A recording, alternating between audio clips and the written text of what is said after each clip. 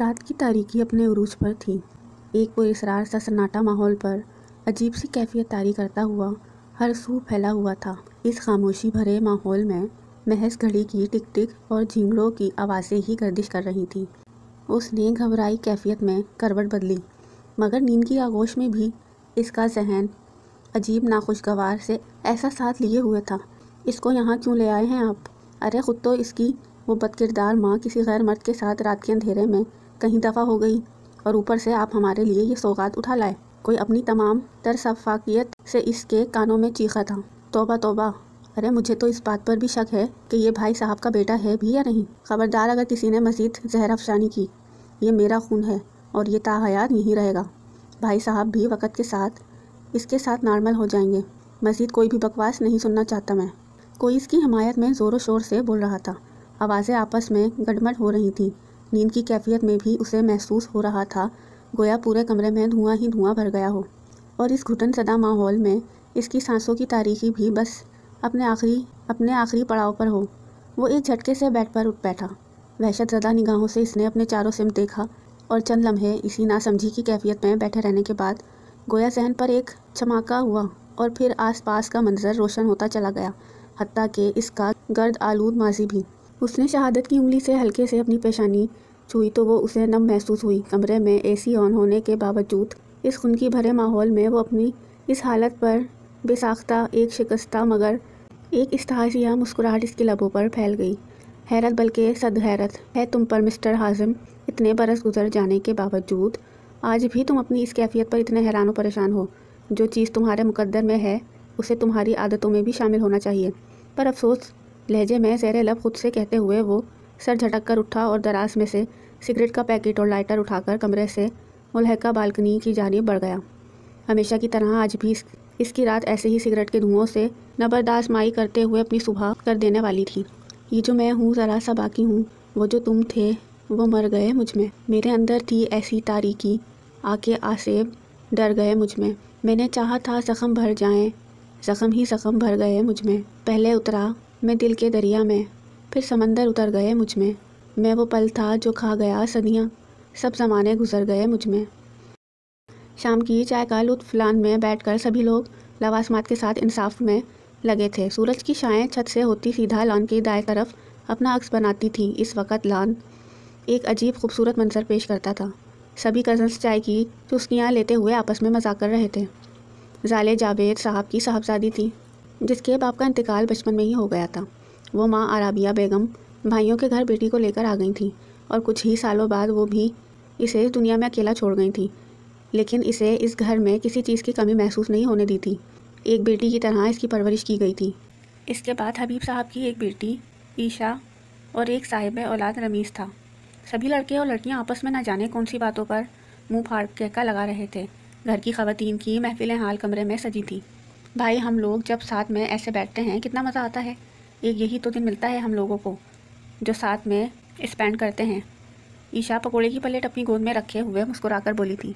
उसे हल्ला गुल्ला बहुत पसंद था। ज़्यादातर इसका वक्त सॉन्ग सुनने में ही गुजर जाता था।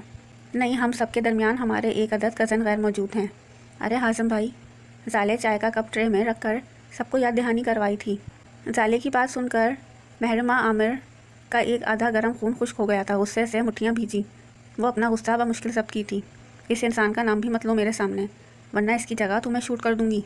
ज़बान से जहर उगलती वो एकदम नागिन बन गई थी। जिस शख्स का नाम उसे नहीं पसंद था उसका जिक्र वो क्यों कर बर्दाश्त करती। महरमा, आज तुम बता ही दो, इससे इतना क्यों चिढ़ती हो? चलो समझ में आता है घर के बकिया लोग क्यों इन्हें नहीं पसंद करते, लेकिन तुम तो कुछ ज़्यादा ही एक्स्ट्रा खार खाती हो। ऐसा क्यों? सब लोग इसकी तरफ देखने लगे थे। सबके चेहरे पर एक ही सवाल था। इस सवाल पर इसके चेहरे के नकूश तन गए थे। वो दांत भीजती मुँह का जाविया बिगाड़ी थी। इसे चाय की जगह यूँ लग रहा था वो जहर का प्याला पी रही हो। क्यों ना जलूं? और क्या कहा तुम सब ने?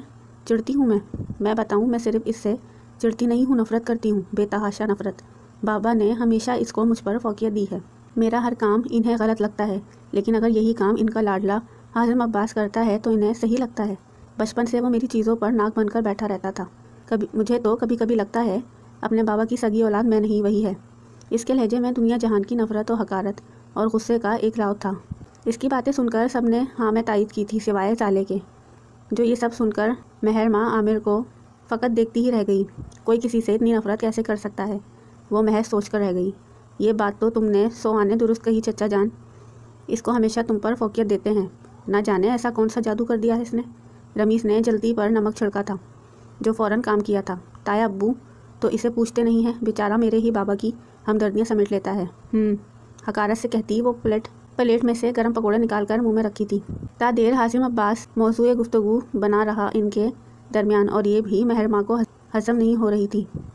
अब कोई और भी बात करें या आज इसी इंसान को डिस्कस करना है। इसकी बर्दाश्त से अब बाहर था सब कुछ। हाँ क्यों नहीं, बल्कि आशार की महफिल लगाते हैं। चलो सब तैयार हो जाओ, शुरू करते हैं। सबसे पहले मेहर माँ से। रमीज़ ने फ़ौरन मौजूए गुफ्तगू बदला था, इससे पहले कि वो इसका सरभार देती।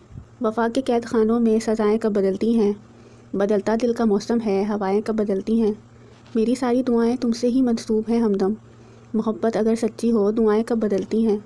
कोई पाकर निभाता है, कोई खोकर निभाता है, नए अंदाज होते हैं, वफ़ाएं कब बदलती हैं। वाह मेहर माँ, क्या उम्दा शेर तुमने पढ़ा है, लाजवाब आला।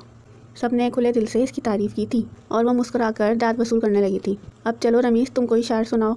सब लड़कियां रमीज़ की जानिब देखने लगी थी। रमीज़ कॉलर झाड़ता, गर्दन अकड़ा कर, गला साफ करके आंखें बंद करता शेर पढ़ना शुरू किया था। मोहब्बत फूल होती है, कहो तो फूल बन जाऊं तुम्हारी ज़िंदगी का, एक हुस्न उसूल बन जाऊं। सुना है रेत पर अक्सर तुम चलकर महक जाते हो, कहो तो अब की बार मैं ज़मीन की धूल बन जाऊं। बहुत नायाब होते हैं जिन्हें तुम अपना कहते हो, इजाज़त दो कि मैं भी इस कदर अनमोल बन जाऊं। वाह रमीज़, तुम तो बड़े अच्छे शायर हो, हमें तो ये इल्म ही नहीं था। मेहर माँ समेत सभी लड़कियां रमीज़ की तारीफ़ के पुल बांध रही थीं और वो मुस्कुराते हुए अपनी तारीफ़ें वसूल करने लगे। मुझे लगता है शेर के ज़रिए मेरे दिल का हाल वो लड़की जान ही जाएगी। नज़रों के ऐन सामने बैठी मेहर माँ का खूबसूरत चेहरा देखते हुए दिल ही दिल में सोचकर खुद ही मुस्कुरा दिया था। बाकी सब ने भी एक से बढ़कर एक अशार सुनाए थे। खूब देर तक ये महफिल सजी रही। रात के 9 बजे कहीं जाकर महफिल का इख्तिताम हुआ था। सभी अफराद खाना खा कर अपने कमरे में चले गए थे। थकन का शदीद गलबा इन पर तारी था। नींद तो इसे भी बहुत आ रही थी। वो अपने कमरे में जाने के लिए उठी तो आमिर साहब की आवाज़ हाल में कमरे से गूंजती इसके कानों से टकराई थी। बेटा, बहुत दिन हो गए घर का चक्कर नहीं लगाया, एक आधा दिन फुर्सत निकाल कर आओ भी। जब से दूसरे शहर रहने लगे हो आते ही नहीं हो। आमिर साहब का खुशगवार लहजा इस बात को वाज़ेह कर दिया था। दूसरी जानिब काल पर कौन है, वो खोलते हुए दिमाग के साथ दरवाजे की ऊँट में छुपकर इनकी बातें सुनने लगी थी। चचा जान, इंशाल्लाह कल मैं चक्कर लगाता हूँ, काम थोड़ा मामूल से ज़्यादा था। हासिम अब्बास आसमान में चमकता चांद को गौर से देखते हुए मुस्कुराकर आमिर साहब इत्मीनान दिलाया था। इसके इल्म में ये बात वाज़ेह थी, वो ज़्यादा दिन घर का चक्कर नहीं लगाता तो वो परेशान हो जाते हैं। चलो ठीक है, हमें इंतज़ार रहेगा तुम्हारी आमद का। अपना ख्याल रखना, खुदा हाफिज़। काल मुनक़ता हो गई थी। आमिर साहब फ़ोन जेब में डालकर बाएं जानिब के दरवाजे से निकलकर अपने मुश्तरका कमरे की ओर बढ़ गए थे। वो शदीद गुस्से में अपनी मुट्ठियाँ भींच ली थीं। इसका बस नहीं चल रहा था हासिम अब्बास को आग लगा दे। नफ़रत का एक लावा इसके अंदर पक रहा था, लेकिन वो मजबूरियों की मारी कुछ भी नहीं कर सकती थी। हासिम अब्बास, तुम नहीं जानते मैं तुमसे कितनी शदीद नफ़रत करती हूँ, जो लफ्ज़ों में कभी बयान नहीं हो सकती। मेरे बाबा को हत्या कर तुम क्या समझते हो, मेरा सब कुछ हड़प कर लोगे, तो ये तुम्हारी गलत फहमी है। वो सफाकियत से सोचती तनफन करती अपने कमरे में चली गई थी। हाँ चचा जान, दिन तो बाकी बहुत हो गए हैं, इसको देखे चक्कर लगाना तो लाज़मी है। वो सोचते हुए मुस्कुराकर आसमान की जानिब देखने लगा था, जहाँ चांद अपने पूरे शबाब पर था। ठंडी यख मौतर हवाएं इसकी रूह को छूती गुजर रही थीं। वो आंख बंद किए कई लम्हे अपने अंदर सुकून जज्ब कर रहा था। यकायक मेहर माँ आमिर का अक्स इसकी आंखों के सामने से गुजरा था। वो आहिस्तगी से मुस्कुराया था। तुझे रोज़ देखूं करीब से, मेरे शौक़ भी हैं अजीब से। मैंने मांगा है बस तुझी को, अपने रब और इसके हबीब से। मेरी आँखों में बेबस आजिज़ी, मेरे ख्वाब भी हैं गरीब से। मेरे सब दुखों की दवा हो तुम, मिले फिर क्या सुकून तबीब से। मैं बहुत ही खुश हूँ जोड़ कर नसीब अपने तेरे नसीब से। हासिम अब्बास अपनी उम्र से पहले बहुत बड़ा हो गया था। जो पड़ाव इसकी ज़िंदगी में चल रहा था, इसके बहुत करीबी भी नहीं समझ सकते थे। ज़िंदगी ने इससे इसकी मुस्कुराहट, इसकी हंसी सब छीन ली थी। अपने ऊपर संजीदगी का लिबादा ओढ़े हासिम अब्बास अपनी उम्र से कई गुना ज़्यादा समझदार व हसास हो गया था। सुबह शादी का वक्त हुआ चला था। आसमान पर काले बादल छाए हुए थे। मौसम भी आज कुछ गड़बड़ लग रहा था। बारिश होने के आसार नज़र आ रहे थे। वो सुबह नाश्ते से फारिग होकर कॉलेज के लिए निकल गई थी। रमीज़ भी ऑफिस चला गया था। आमिर साहब व इबाद साहब ऑफिस चले गए थे। सुबह सुबह घर एकदम खाली हो जाता था, कोई कॉलेज तो कोई ऑफिस। वो ड्राइवर के साथ कॉलेज गई थी। हफ्ते में एक दिन तो इसका चक्कर लगता था। कॉलेज की पढ़ाई में वो अव्वल दर्जे की सुस्त थी। जैसे तैसे ग्रेजुएशन कंप्लीट कर लिया था। महरमा कॉलेज आकर सख्त बोरियत का शिकार हो रही थी। पढ़ाई से कोई गर्ज थी नहीं इसे, वो बोरिंग सी शक्ल बनाकर लाइब्रेरी का रुख की थी, महज टाइम पास करने के लिए। महरमा, चलो यहाँ से शॉपिंग सेंटर चलते हैं, थोड़ा सा शॉपिंग करेंगे और किसी अच्छे से रेस्टोरेंट में बैठकर खाना खाएंगे। मुझे तो बहुत भूख लग रही है। वो लाइब्रेरी में बैठी किताबों का मुताला करने में महू थी जब ही आफिया इसके कान में सरगोशी की थी। आफिया इसकी इकलौती इस पूरे कॉलेज में दोस्त थी। दोनों के मज़ाक भी काफ़ी मिलते जुलते थे। महरमा आफिया की बातें सुनकर परेशानी से बोली थी, मैं चली तो जाऊं लेकिन मौसम बहुत ख़राब हो रहा है, यूँ लग रहा है कभी भी बारिश हो सकती है। वो फिक्रमंदी से बोली थी। दिल तो इसका भी था जाने का, लेकिन मौसम की ख़राबी की वजह से इसकी हिम्मत नहीं पड़ रही थी। अरे कुछ नहीं होता, 1 घंटे में वापस आ जाएंगे, प्लीज़ चलो ना। आफिया की ज़िद पर इसे उठना ही पड़ा था। भूख तो इसे भी शदीद किस्म की लगी थी। मूड ख़राब होने की वजह से ढंग से नाश्ता भी ना कर सकी थी। अच्छा ठीक है, चलती हूँ। वो बैग में किताबें जल्दी जल्दी रखकर सीढ़ियाँ फलांगती कॉलेज के मेन गेट से बाहर आ गई थी। यह अक्सर औकात होता, दोनों क्लासेस बंद करके सैर सपाटे के लिए निकल जाती थी। सारम, मैंने सारे डॉक्यूमेंट्स रख लिए हैं, तुम एक काम करो, किसी रेस्टोरेंट में ठहरो, वहीं पर हम अपना प्रोजेक्ट भी डिस्कस कर लेंगे और मुलाकात भी हो जाएगी और तुम्हारे सारे डॉक्यूमेंट्स भी तुम्हें मिल जाएंगे। वो फ़ोन कान से लगाए अपने जान से अजीज़ दोस्त सारम को कॉल किया था, जो परसों की शाम बैरून मुल्क से वापस आया था। इसके साथ डॉक्यूमेंट्स हासिम के पास रह गए थे जो इसे वापस चाहिए थे। ये सही रहेगा, इनफैक्ट मैं तुमसे ख़ुद मिलना चाहता हूँ। काफ़ी दिन हो गए हैं, फिर मैं तुम्हारा इंतज़ार करता हूँ और रेस्टोरेंट का एड्रेस तुम्हें मेल कर देता हूँ। सारिम दूसरी तरफ चहका था। इसे हासिम बहुत अजीज़ था। हासिम ने एक एक मुश्किल कदम पर मदद की थी और ये एहसान वो क्यों कर भूलता। ठीक, खुदा हाफिज़, मिलते हैं फिर। वो मुस्कुराकर अलविदाई कलमात कहता फ़ोन बंद कर चुका था और तैयारियों में मशगूल हो गया था। हासिम अब्बास की तैयारियां मुकम्मल हो चुकी थी। कपड़े तो इसने एक भी नहीं रखे थे, वहाँ पर इसके कपड़े लातादाद पड़े थे, इसलिए कपड़े ले जाने की कोई ज़रूरत नहीं थी। इसने अपने चंद ज़रूरी कागजात और दीगर ज़रूरियात की चीज़ें बैग में रख ली थी। 2 दिन बाद वापसी थी, इसे अंदर ही अंदर कहीं ना कहीं इस बात की खुशी भी थी कि दुश्मन जान को देखने का मौका तो मिलेगा। काफ़ी दिनों से इसने इसको देखा नहीं था। वो वॉशरूम से फ्रेश होकर निकला था और बेड पर पड़ी वाइट शर्ट उठाकर पहनने लगा। आस्तीन के बटन दूसरे हाथ से बंद करने के लिए हाथ बढ़ाया ही था कि इसी वक्त बेड पर पड़ा मोबाइल रिंग हुआ। वो बटन को यूं ही खुला छोड़कर कॉल की तरफ मुतवज्जा हुआ था। दूसरी जानिब आमिर साहब थे, जो यकीनन इसके आने के मुतालिक दरियाफ़त करते। वो कॉल पिक करके मोबाइल कान के पास ले गया था। इसकी सोच के मुताबिक आमिर साहब इसके आने से मुतालिक पूछ रहे थे। चचा जान, बस अभी निकल रहा हूँ, एक इम्पॉर्टेंट मीटिंग में रह गया था, इसने साफ गोई से बताया था। आमिर साहब खुश होते हुए इसे ध्यान से आने का कहकर फ़ोन बंद कर चुके थे। वो आईने के सामने खड़ा अपने गीले बालों को पुरुष पहनने लगा था। वाइट शर्ट पर ब्लैक जीन्स में वो भला का पुरकशिश वो हैंडसम लग रहा था। अपने लंबे चौड़े कद व कामत की वजह से वो सरापा कोई शहजादा लगता था। देखने वाले इसकी इस पुरइसरार शख्सियत से इम्प्रेस हुए नहीं रह सकते थे। इसके बोलने का तरीका लोगों में इसे हमेशा मोतबर रखता था। हासिम अब्बास, सारी दुनिया तुमसे इम्प्रेस हो सकती है, लेकिन एक वो पत्थर की मूरत शायद कभी नहीं, या फिर शायद वो तुम्हारी किस्मत में ही नहीं। मोहब्बत भी कितनी अजीब शय है, हुई भी तो किससे, जिसको मेरा नाम तक सुनना गवारा नहीं है। इसके होठों पर तल्ख मुस्कुराहट सज गई थी। वो अपना आप ज़ाहिर व बातिन सब पर काबू पाता गाड़ी की कीज़ लेकर बाहर आया था, जहाँ इसकी गाड़ी पोर्च में खड़ी थी। वो गाड़ी पोर्च से बाहर निकालकर अपने सफ़र की ओर चल पड़ा था, जहाँ सिवाय एक हस्ती के वहाँ इसका कोई मुंतज़र न था, यहाँ तक कि उसका बाप भी नहीं। आफिया, मौसम तो काफ़ी ख़राब हो रहा है मेरे ख़्याल से, अब हमें निकलना चाहिए। वो काले घने बादलों को देखकर परेशान हो गई थी। किसी भी वक्त बारिश होने का इम्कान था। ठंडी तेज़ हवाएं चारों ओर से बह रही थीं, यहाँ तक कि हल्की हल्की बूंदाबांदी भी शुरू हो चुकी थी। अरे कुछ नहीं होता, आराम से चलेंगे, कौन सा कॉलेज भाग रहा है। आफिया इसकी परेशानी को खातिर में लाए बगैर खाने से इंसाफ करने लगी थी। वो भी करती तो क्या करती, लेकिन कहीं ना कहीं इसे डर भी लग रहा था। वैसे तो डरने वालों की सिफ्त में वो हरगिज़ नहीं आती थी, लेकिन बाबा जान को जवाब जो देना पड़ता। कहाँ थी, इतनी देर क्यों हुई, ये चीज़ इसे परेशान कर रही थी। हासिम कहाँ पहुँचा है यार, मैं कब से तेरा इंतज़ार कर रहा हूँ, कहीं रास्ता ब्लॉक तो नहीं हो गया। सारिम ने दूसरी मर्तबा कॉल घुमाई थी। मौसम बिगड़ता देखकर उसे परेशानी हो रही थी। नहीं यार, बस गाड़ी पार्क कर रहा हूँ, डोंट वरी। वो रेस्टोरेंट पहुंचकर पार्किंग एरिया में गाड़ी पार्क करके रेस्टोरेंट के अंदर दाखिल हुआ था। थोड़ी सी मुशक्क़त के बाद इसे सारम सामने ही बैठा दिख गया था। वो सारिम के करीब पहुंचा था। शुक्र है मेरे दोस्त, तू पहुंचा तो मुझे तो फिक्र हो रही थी कहीं तू रास्ते में फंस ना गया हो। दोनों इंतहाई तरफ से मिलते हुए मुसाफा करके करीब रखी चीज़ को ज़रा आगे की और खिसका कर बैठे थे। नहीं अल्हम्दुलिल्लाह, बस ट्रैफिक में फंस गया था। तू सुना कैसा है? वो गाड़ी की कीस टेबल पर रखकर इसकी तरफ मुतवज्जा हुआ था और हालो हवाल पूछने लगा था। मैं तो ठीक हूँ, तू कैसा है? सारिम इसके सवाल का जवाब देता इसकी खैर आफियत दरियाफ़त करने लगा था। इस सवाल पर हासिम अब्बास चेहरे का रंग यकखत बदल गया था। वो कई लम्हे सकूत की कैफियत में रहा, बज़ाहिर ख़ुद को नॉर्मल कर पाने की जद्दोजहद में हलकान हुए जा रहा था। मैं भी ठीक हूँ, अल्लाह का शुक्र है। इसने अपने होठों पर नरम सी मुस्कुराहट सजाकर जवाब देकर सारम को मुतमईन किया था। वो किसी भी हवाले से किसी को भी किसी भी किस्म का शक पैदा नहीं होने देना चाहता था। दोनों के दरमियान यूं ही गुफ्तगू होती रही। इतने देर में वेटर गर्मा गर्म पानी का 2 मग टेबल पर रख गया था। बाहर बूंदाबांदी की जगह तेज़ बारिश ने ले ली थी। हर सू अंधेरा ही अंधेरा छा गया था। बिजली की कड़क और सनसनाहट महरमा के दिल को बुरी तरह लरसा रही थी। ऐसा जब भी कभी होता था वो सीधा आसिया बेगम के कमरे में इनकी गोद में छुपकर बैठ जाती थी। आफ़ी की बच्ची, मुझे बहुत डर लग रहा है। या अल्लाह, मैं क्या करूं? इतनी तेज़ बारिश, ऊपर से बिजली, कहीं मुझे हार्ट अटैक ही ना आ जाए। उफ़ अल्लाह, मेरे फ़ोन की बैटरी भी डेड हो गई है। वो चेयर पर आलती पालती मारकर सर घुटने में दबाए कपकपाते होंठों के साथ मुसलसल बोले जा रही थी।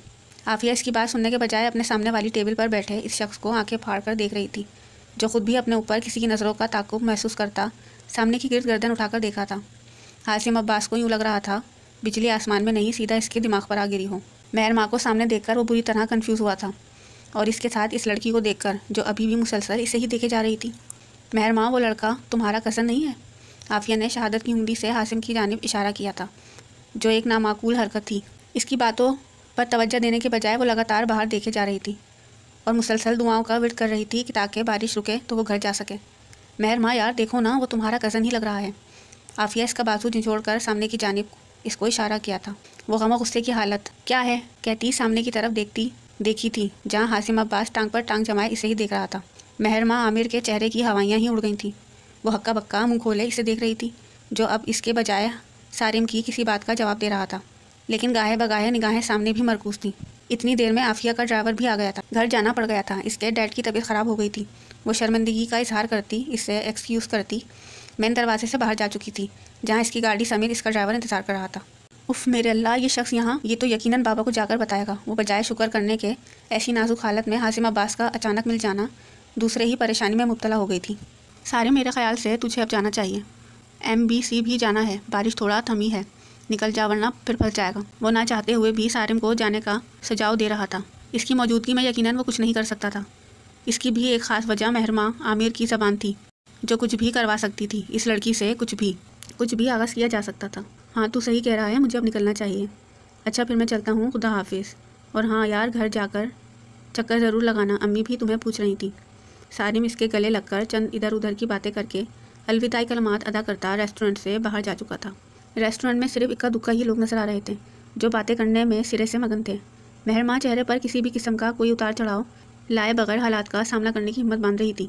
हासिम इसका चेहरा देखकर इसकी हालत से बखूबी वाकिफ़ था। इससे बिजली से किस कदर डर लगता है। घर में भी वो बारिश के वक्त ज़्यादातर कमरे में छुपकर ही चच्ची जान को पकड़कर बैठी रहती थी। अब चलें, यह रात भी यहीं गुजारने का इरादा है? बगैर किसी सवाल जवाब के, चेहरे पर संजीदगी का तासुर लिए वो तहम्मुल से इसे पूछा था। इस बेवकूफ़ लड़की से कुछ भी पूछना सरासर अपनी इज्जत अफजाई के अलावा कुछ नहीं था। नहीं, मैं डैड को कॉल कर दूंगी। जब बारिश पूरी तरह थम जाएगी तो ड्राइवर आ जाएगा, मुझे तुम्हारी ज़रूरत नहीं है। ज़िद्दी और हठधर्म तो वो शुरू से थी, मगर इस वक्त वो हासिम अब्बास को सरासर बेवकूफ़ लग रही थी। मेरे पास ज़्यादा वक्त नहीं है। चच्चा जान की कॉल मुझे 2 से ज़ायद मरतबा आ चुकी है। वो आपके मुतालिक भी परेशान है। आपका फ़ोन ऑफ है, लिहाजा इन्हें मज़ीद परेशान करने के बजाय साथ में चलें। वैसे भी यहाँ ज़्यादा देर रुकना गैर मुनासिब होगा। वो तमाम तर आजिज़ी समेत इसकी सिमत देखा था, जो तेज के आलम में विपरी बैठी थी और इस पल को कोसे जा रही थी जिस पल यहाँ आने का प्लान बनाई थी। महर माँ, कोई माकूल जवाब न मिलने पर इसने आहिस्तगी से इसका नाम पुकारा था। इसकी आवाज़ में जो शिद्दत थी वो इस मगरूर लड़की को कभी भी समझ में नहीं आ सकती थी। मेरा नाम भी मत लो अपनी ज़बान पर। और क्या समझते हो तुम, यूँ मुझे अचानक मिल गए? मेरा फ़ोन भी डेड है। अल्लाह ने तुम्हें फ़रिश्ता बनाकर भेजा है मेरे लिए, तो ये तुम्हारी सबसे बड़ी भूल होगी। वो हमेशा की तरह खुद से मतलब निकाल कर ज़बान से जहर उगल रही थी। इसकी बातें जो हासिम अब्बास सरता पैर आग लगा देती, लेकिन ऐसा नहीं था। वो महर माँ आमिर थी, इसकी ज़िंदगी की सबसे कीमती शय, जो इसे 15 साल की उम्र ही से अच्छी लगने लगी थी। मैं हमेशा याद रखूँगा कि ये मेरी भूल होगी अगर मैंने ऐसा कुछ भी सोचने की हिमाकत की तो। क्या आप चलें? वही सब्र, वही तहम्मुल जो हमेशा से इसके चेहरे पर आया होता था। वैसे तो वो सबकी ही बातों का इसी तरह जवाब देता था, लेकिन महर माँ आमिर की बात ही कुछ और थी। इसके मामले में वो भी ज़्यादा नरमी इख्तियार कर जाता था। और ये बिल कौन पे करेगा? मेरे पास पैसे नहीं हैं। तुम कर दो पे, घर जाकर लौटा दूंगी। तुम्हारे पैसे ज़्यादा परेशान मत होना। ना चाहते हुए भी इससे इसकी मदद लेनी पड़ी। आफिया जल्दी जल्दी में बिल पे करना भूल गई थी। ठीक है, आप गाड़ी में जाकर बैठें, मैं बिल पे करके आता हूँ। वो इसे गाड़ी की थमाता हाथ के इशारे कांच के इस पार खड़ी गाड़ी की जानिब इशारा करता कौन सी गाड़ी है बताया काउंटर की जानिब बढ़ गया था। बारिश भी थम चुकी थी और बिजलियों की गरज किस हद तक कम हो चुकी थी। वो कपकपाते जिस्म के साथ बाहर आई थी और इसकी बताई हुई गाड़ी के करीब आकर कीज के ज़रिए गाड़ी अनलॉक करके अंदर बैठ गई थी। इसे यूँ लग रहा था वो नरम गुजार गद्दी पर नहीं बल्कि कांटों पर बैठी हो। गुस्सा इसे अपने आप पर आ रहा था। खुद को लाना तो मलामत किए नहीं थक रही थी। बहुत ही मुश्किलों सबके साथ वो हासिम अब्बास की गाड़ी में बैठी थी। कोई और वक्त हालात होते तो वो लात मार कर गुजर जाती, लेकिन फ़िलहाल इसकी मजबूरी थी। चंद मिनटों बाद हासिम इसे दूर से आता दिखाई दिया था। जहाँ इसकी शक्ल वो बर्दाश्त नहीं कर सकती थी, वहीं इसके बराबर में बैठना इसे किसी मौत से कम नहीं लग रहा था। हासिम गाड़ी के पास पहुंचकर ड्राइविंग सीट का दरवाज़ा खोलकर अंदर बैठते हुए इसकी जानिब देखा था। खिड़की से बाहर भीगी सड़कों को देख रही थी। हर चीज़ में एक निखार पैदा हो गया था। हवाएं अभी भी इसी तरह बह रही थीं। उसे हल्की हल्की ठंड भी महसूस हो रही थी, लेकिन गम और गुस्से की वजह से कुछ भी महसूस नहीं हो रहा था। हासिम दिल ही दिल में शुक्र करता गाड़ी स्टार्ट करके रोड पर दौड़ाने लगा। गाड़ी में मुकम्मल खामोशी थी। बस खिड़की खुली होने की वजह से बाहर का शोर ही अंदर माहौल में खुनकी पैदा कर रहा था। हासिम अब्बास के इल्म में ये बात अच्छी तरह थी, महरमा आमिर अंदर ही अंदर किस जंग से लड़ रही है। गाड़ी की स्पीड बहुत ज़्यादा थी। वो हमेशा से फास्ट ड्राइव करने का आदी था। थोड़ा धीरे चला लो गाड़ी, तुम्हें मरने का शौक़ होगा, मुझे नहीं। आधा घंटे के बाद वो बोली भी तो क्या। हासिम अब्बास बेसाख्ता होठों को आपस में भींच कर रह गया। जी, वो आहिस्ता से कहता स्पीड को कम कर दिया था। क्या जी, इतने तुम कोई शरीफ नहीं हो। और बात सुनो, बाबा को जाकर तुम लाजमी बताओगे ये बात। ये चीज़ मेरे इल्म में अच्छी तरह है, तो बेहतर यही होगा मेरे सामने ही अच्छाई का चोला उतार फेंको, क्योंकि मैं बाबा वाला ना तो दिमाग और ना ही आंखें रखती हूँ जिसे तुम बेवकूफ़ बना सको। गुस्से से लाल पीली होती वो लफ्ज़ों को चबा चबा कर अदा कर रही थी। एक लम्हे को हासिम अब्बास का चेहरा आहनत के एहसास से सुर्ख हो गया था। अगले ही लम्हे वो खुद को नॉर्मल कर गया था। आप बजाय अपने फाल पर नादम होने के इस किस्म की फजूल बातें कर रही हैं। चच्चा जान की गैर हाजिरी में आप कॉलेज के नाम पर कहाँ गई थी? इसने ना तो इसे कोई ताना दिया था और ना ही कोई तंज, बल्कि इसे आगे के लिए बावर करवा रहा था। इसकी जगह कोई भी हो सकता था। कितना बड़ा इशू बन जाता। क्यों? मैं क्यों हूँ नादिम? तुम्हारी माँ को भागते हुए नदामत महसूस हुई थी? नदामत महसूस नहीं हुई, और मैं एक रेस्टोरेंट में बैठकर खाना खाते हुए नदामत महसूस करूँ, वो भी अपने बॉयफ्रेंड के साथ नहीं बल्कि अपनी बेस्ट फ्रेंड के साथ। वो नागिन की माने फुंकारी थी। उससे से इसकी नाक लाल हो गई थी। हासिम अब्बास की बात सुनकर तो वो गोया जलते तवे पर बैठी थी। महरमा आमिर की बातें इसके दिल को छलनी करने के लिए काफ़ी थी। वो गुस्से से मुट्ठियाँ बींचकर अपने आप पर बमुश्किल काबू पाया था। आंखों का कोना एहसास अहानत से सुर्ख हो गया था। अपना गुस्सा, अपना दुखो मलाल वो इस लड़की पर कभी ज़ाहिर नहीं कर सकता था जो इसके परखचे उड़ा रही।